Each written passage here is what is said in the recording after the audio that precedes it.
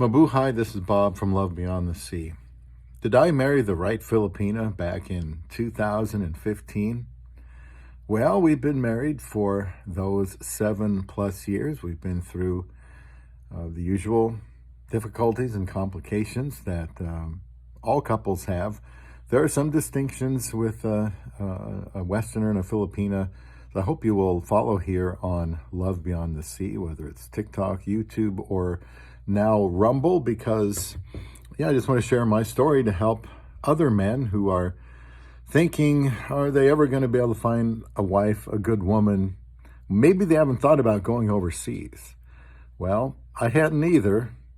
And then the next thing you know, I was proposing to somebody only on day 18, but it worked.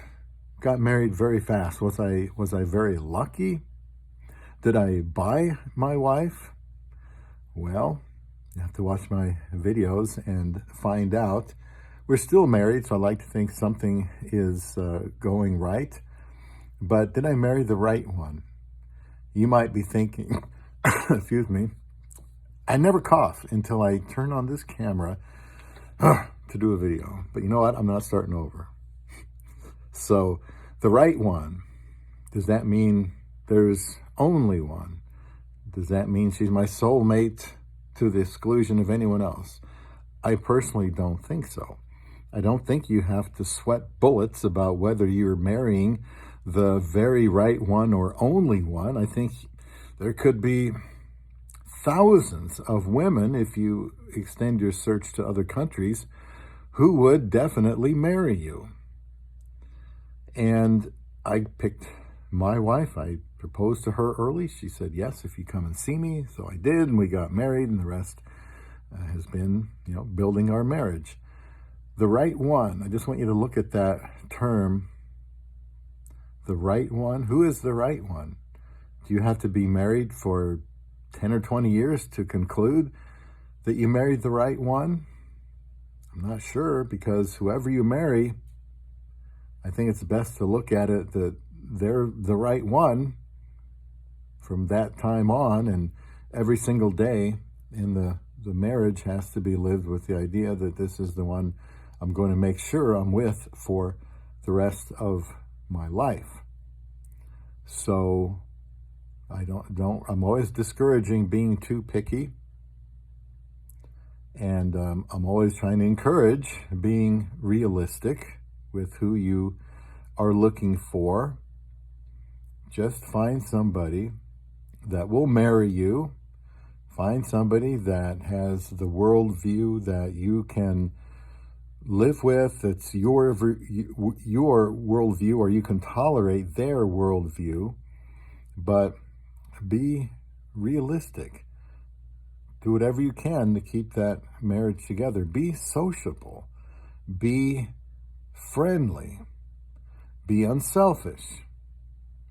I mean, there are, what do they call those marriages where you've never met each other?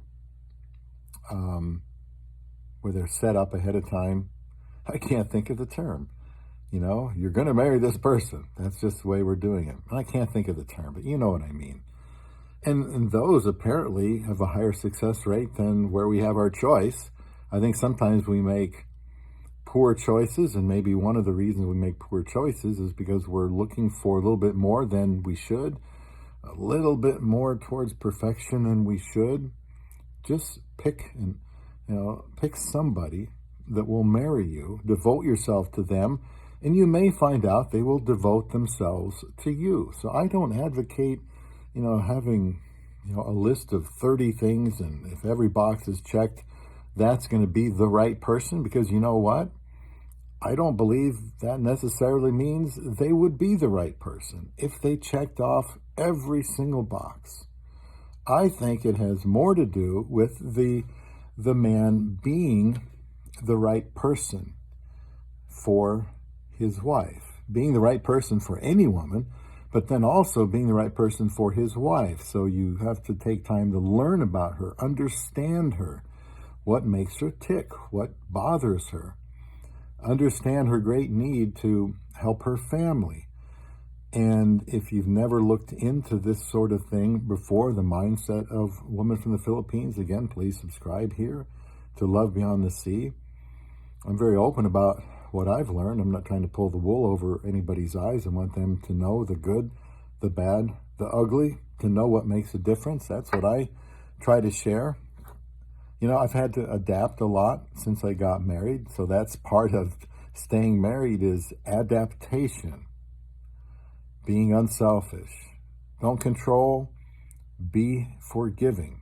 You're both going to screw up more than you think you are once you are together.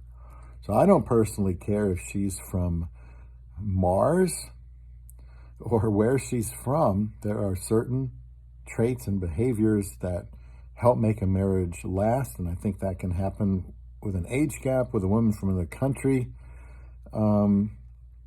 So, you know, that's just my encouragement to you. You can get married. I was alone for 30 years. That's a very long time. And I got married in less than 8 weeks to a woman from the other side of the world. Had never considered it before. Maybe I should have. Well, nobody told me about it, and I probably would have scoffed at it and thought that was ridiculous. But after so many years trying to find somebody, you know, where I live, so to speak, in my neck of the woods, it just wasn't happening. I was getting older, and the women were looking for younger men now. Once you hit 50, you might find they start looking for men who are in their 40s. So it just was not working for me. I found a wife overseas. That would be the Philippines. And if I'm going to encourage people to go do the same, I am not going to encourage you to look for Miss Perfect. So she doesn't have to have the perfect past, but her path forward has to be, you know, she's learned from her past. She's going to make the necessary corrections. You always want to give somebody another, you know, chance in their life. We all need those chances. Don't look for perfection. Just be the right husband, the best husband you can for that particular woman, and let her know how invested you are to her. And lo and behold, you may find out that she's the right one. Not because you knew it after, 6 months or a year or something like that. You're going to keep learning about her. I've just made a video about relearning about your Filipina wife. No matter how long you've dated, you can, kind of throw that out the window when you get married, because you're going to have to start learning all over again. It's a marathon, not a sprint. Be realistic. Don't be picky. I don't know that there is the right one, but there is the right behavior that a woman will want to follow and stay married to the man. And we talk about those things on Love Beyond the Sea. So subscribe and leave comments here. When you decided that you're going to propose to somebody, when you knew somebody was the right one. Even if somebody told you, hey, this is the right person, you should marry her, you're still going to have struggles. You're still going to have disagreements. And your weaknesses will be exposed, and her weaknesses will be exposed. And so you're going to have to be patient. I think it's a fun ride as long as you keep your nose clean and behave and do certain things. I think you can definitely find love beyond the sea.